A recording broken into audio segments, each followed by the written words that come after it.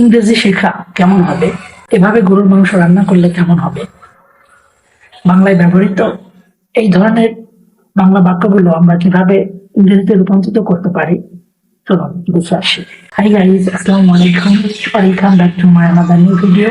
I'm Hasibul Islam Shanto.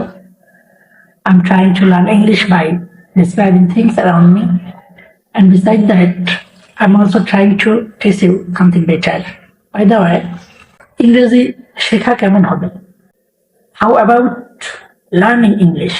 Computer দক্ষতা শেখানো কেমন হবে? How about teaching computer skills? এভাবে গরুর মাংস রান্না করলে কেমন হবে? How about cooking beef in this way?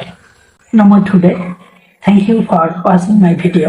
See you again in a new video. Until then, stay well, everyone. Assalamu alaikum.